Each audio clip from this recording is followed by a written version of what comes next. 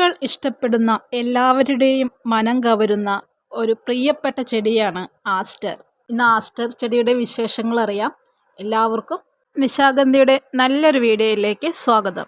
തണുപ്പ് കാലങ്ങളിൽ വളർത്താൻ പറ്റിയ ചെടികളിൽ ഒന്നാണ് ആസ്റ്റർ. ആസ്റ്റർ ചെടികളിൽ ഒരുപാട് വെറൈറ്റീസ് ഉണ്ട്.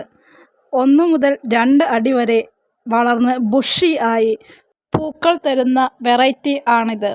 ഒരുപാട് അടുക്കുകളോട് കൂടി ഒരുപാട് നിറങ്ങളിൽ പൂക്കൾ തരുന്ന നല്ലൊരു ചെടിയാണിത്.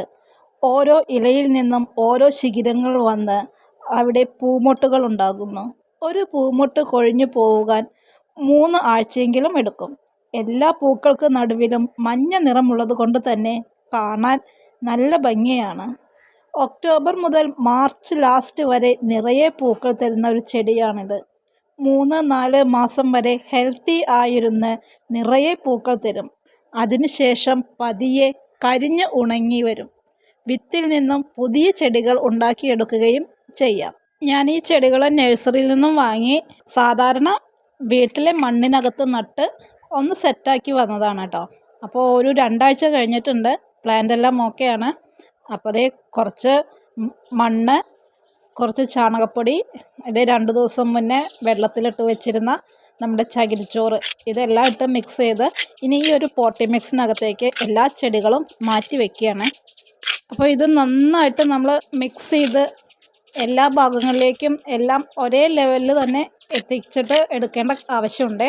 ഈ ഒരു പോട്ടി മിക്സിനകത്തേക്ക് നമ്മുടെ ചെടി മാറ്റിയിട്ട് ഒരു 2 ആഴ്ചയൊക്കെ കഴിഞ്ഞ് ഇതിനകത്ത് നമ്മുടെ ചെടിയെല്ലാം സെറ്റായിട്ട് വരുമ്പോൾ നമ്മൾ അതിനകത്തേക്ക് കമ്പോസ്റ്റ്, ചാണകപ്പൊടി പോലുള്ള നൈട്രജൻ വളങ്ങൾ കൊടുക്കുന്നത് വളരെ നല്ലതാണ്. കുറഞ്ഞ അളവിൽ മാത്രം വളം കൊടുക്കണം. വളം കൂടുതലായിട്ടുണ്ടെങ്കിൽ നമ്മുടെ ചെടി പെട്ടെന്ന് തന്നെ നശിച്ചു പോകും. കൂടാതെ ലിക്വിഡ് ഫെർട്ടിലൈസറും കൊടുക്കുന്നത് നല്ലതാണ്. പൂവിടാൻ തുടങ്ങുമ്പോൾ മാസത്തിൽ 1 തവണയെങ്കിലും DAP ഇട്ട് കൊടുക്കുന്നത് വളരെ നല്ലതാണ്. നല്ല വലുപ്പത്തോടു കൂടി പൂക്കൾ തിങ്ങി നിറഞ്ഞിട്ട് നമ്മുടെ ചെടിക്കകത്ത് വരും. കണ്ടില്ലേ, ഓരോ ശിഖിരങ്ങൾ വരുന്നതും ഓരോ പൂമൊട്ടുമായിട്ടാണ്. കൂടാതെ ചെടിക്ക് 2 തരത്തിലുള്ള ഇൻഫെക്ഷനാണ് വരുന്നത്. യാതൊരു കാരണവശാലും ഇലകൾ മണ്ണിൽ ഈർപ്പം തട്ടിക്കിടക്കാനായിട്ട് അനുവദിക്കരുത്.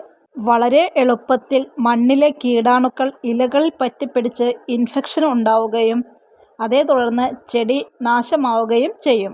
മണ്ണിലെ ഈർപ്പം കൊണ്ട് ഇലകളുടെ നിറം മാറിപ്പോകാനും കാരണമാണ്. അത്തരം ഇലകൾ പെട്ടെന്ന് തന്നെ നമ്മൾ ചെടിയിൽ നിന്നും അടർത്തി മാറ്റേണ്ടതുണ്ട്. ഉണങ്ങി തുടങ്ങിയ ഇലകളെയും പെട്ടെന്ന് തന്നെ അടർത്തി മാറ്റണം. ചെടിയിൽ യാതൊരു കാരണവശാലും വെള്ളം സ്പ്രേ ചെയ്ത് കൊടുക്കരുത്. ചുവട്ടിൽ മാത്രം വെള്ളം ഒഴിച്ചു കൊടുക്കുന്നതാണ് നല്ലത്. ചെടിയുടെ ഇലകളിൽ വെള്ളം വീഴുന്നതോടുകൂടി ഫംഗൽ ഇൻഫെക്ഷൻ വരികയും ചെടി നശിച്ചു പോകാനുള്ള 2ാമത്തെ കാരണം കൂടി ആണിത്. പുഴുക്കളും മുഞ്ഞയും ആണ് ചെടിയുടെ ഇലകളെ നശിപ്പിക്കുന്നത്.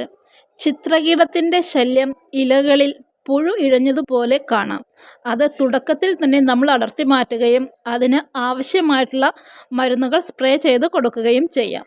വേപ്പെണ്ണയും സോപ്പ് ചേർത്ത ലായനിയും കൂടാതെ നമുക്ക് കിട്ടുന്ന ഇംഗ്ലീഷ് ഫെർട്ടിലൈസേഴ്സും ഉപയോഗിച്ച് ഈ ഒരു ശല്യം മാറ്റിയെടുക്കാനായിട്ട് കഴിയും. രാവിലെ 3 മുതൽ 4 മണിക്കൂർ വരെ കിട്ടാവുന്ന വെയിലാണ് ആസ്റ്റർ ചെടിക്ക് ഏറ്റവും നല്ലത്. ഉച്ചയ്ക്ക് ശേഷമുള്ള വെയിൽ ചൂട് കൂടുതലായതുകൊണ്ട് തന്നെ ചെടി പെട്ടെന്ന് കരിഞ്ഞു പോകാനുള്ള കാരണമാകുന്നു. രാവിലെ 3 മുതൽ 4 മണിക്കൂർ വരെയുള്ള വെയിൽ കിട്ടുകയാണെങ്കിൽ ചെടി നിറയെ പൂക്കൾ നമുക്ക് തരുന്നു.